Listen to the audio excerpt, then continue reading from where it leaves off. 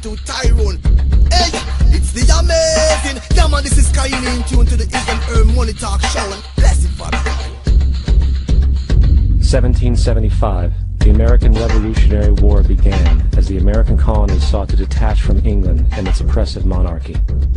Though many reasons are cited for the revolution, one in particular sticks out as the prime cause: that King George III of England outlawed the interest-free, independent currency the colonies were producing and using for themselves, in turn forcing them to borrow money from the Central Bank of England at interest, immediately putting the colonies into debt. And, as Benjamin Franklin later wrote, the refusal of King George III to allow the colonies to operate an honest money system which freed the ordinary man from the clutches of the money manipulators was probably the prime cause of the revolution. In 1783, America won its independence from England. However, its battle against the central bank concept and the corrupt, greed-filled men associated with it had just begun. So what is a central bank? A central bank is an institution that produces the currency of an entire nation.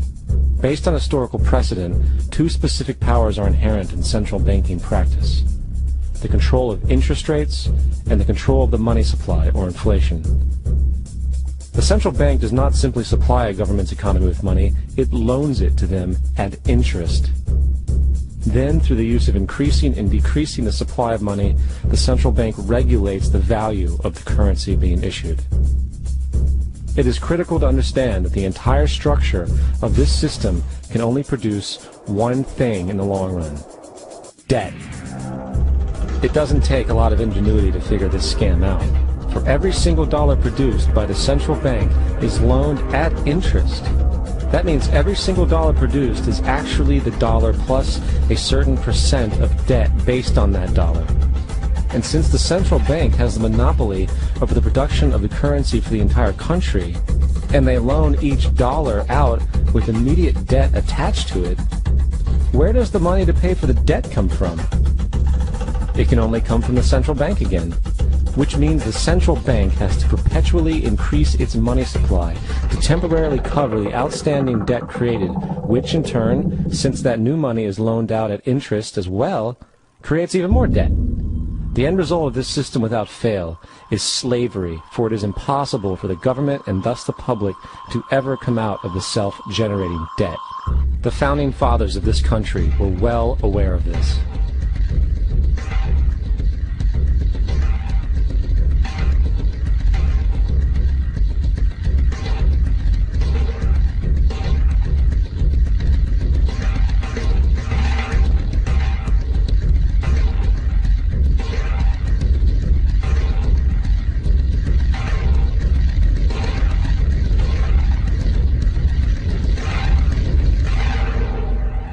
By the early 20th century, the U.S. had already implemented and removed a few central banking systems, which were swindled into place by ruthless banking interests. At this time, the dominant families in the banking and business world were the Rockefellers, the Morgans, the Warburgs, the Rothschilds.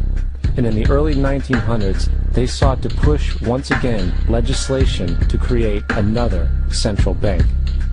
However, they knew the government and public were very weary of such an institution, so they needed to create an incident to affect public opinion. So, J.P. Morgan, publicly considered a financial luminary at the time, exploited his mass influence by publishing rumors that a prominent bank in New York was insolvent or bankrupt. Morgan knew this would cause mass hysteria, which would affect other banks as well. And it did.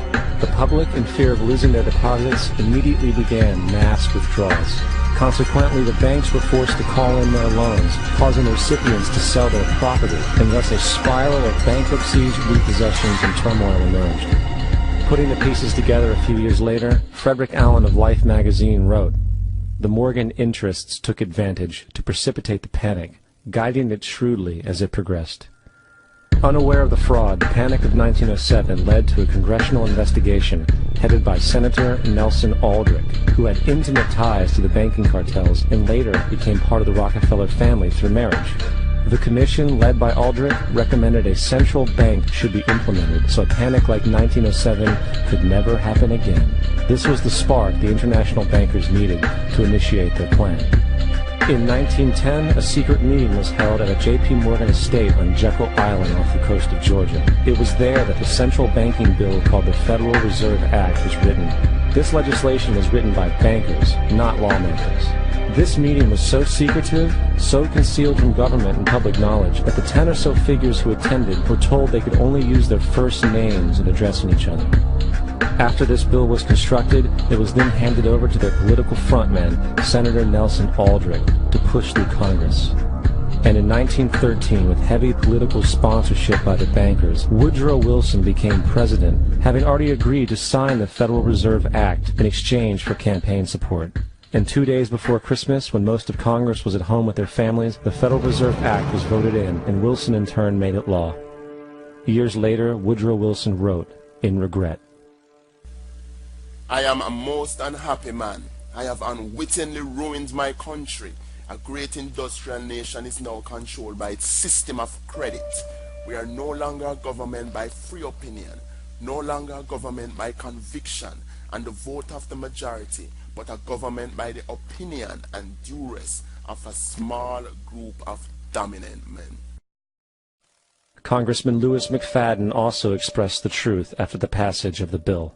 A world banking system was being set up here, a superstate controlled by international bankers, acting together to enslave the world for their own pleasure. The Fed has usurped the government. Now, the public was told that the Federal Reserve System was an economic stabilizer, and inflation and economic crises were a thing of the past.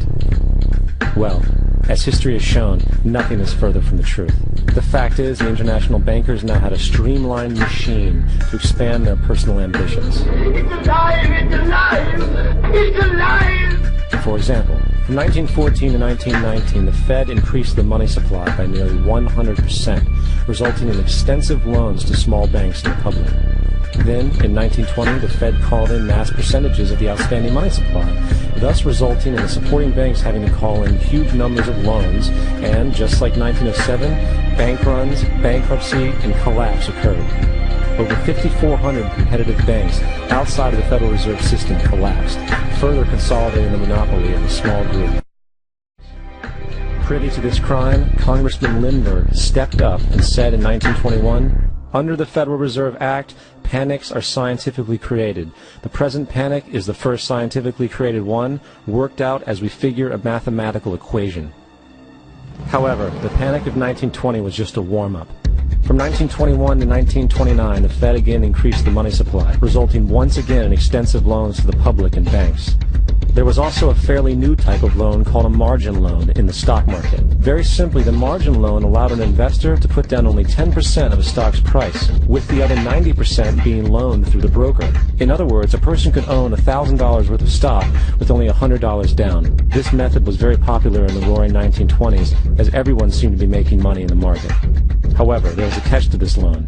It could be called in at any time and had to be paid within 24 hours. This is termed a margin call, and the typical result of a margin call is the selling of the stock purchased with the loan. So, a few months before October in 1929, J.D. Rockefeller, Bernard Baruch, and other insiders quietly exited the market. And on October 24th, 1929, the New York financiers who furnished the margin loans started calling them in masse. This sparked an instantaneous, massive sell-off in the market, for everyone had to cover the margin loans.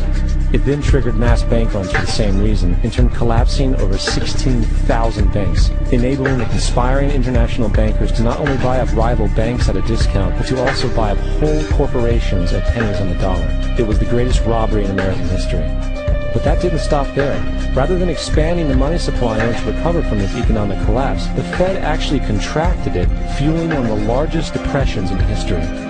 Once again outraged, Congressman Louis McFadden, a longtime opponent of the banking cartels, began bringing impeachment proceedings against the Federal Reserve Board, saying of the crash and depression, it was a carefully contrived occurrence. International bankers sought to bring about a condition of despair so that they might emerge the rulers of us all. Not surprisingly, and after 2 previous assassination attempts, McFadden was poisoned at a banquet before he could push for the impeachment. Now, having reduced the society to squalor, the Federal Reserve bankers decided that the gold standard should be removed. In order to do this, they needed to acquire the remaining gold in the system. So, under the pretense of helping to end the Depression, came the 1933 gold seizure. Under the threat of imprisonment for 10 years, everyone in America was required to turn in all gold bullion to the Treasury, essentially robbing the public of what little wealth they had left. And at the end of 1933, the gold standard was abolished. If you look at a dollar bill from before 1933, it says it is redeemable in gold. You look at a dollar bill today, it says it is legal tender, which means it is backed by absolutely nothing. It is worthless paper. The only thing that gives our money value is how much of it is in circulation. Therefore, the power to regulate the money supply is also the power to regulate its value, which is also the power to bring entire economies and societies to its knees. Give me control of a nation's money supply, and I care not who makes its laws. The Rothschild. It's important to clearly understand, the Federal Reserve is a private corporation. It is about as Federal Express. It makes its own policies and is under virtually no regulation by the U.S. government. It is a private bank that loans all the currency at interest to the government, completely consistent with the fraudulent central banking model that the country sought to escape from when it declared independence in the American Revolutionary War. Now, going back to 1913, the Federal Reserve Act was not the only unconstitutional bill pushed through Congress. They also pushed the federal income tax.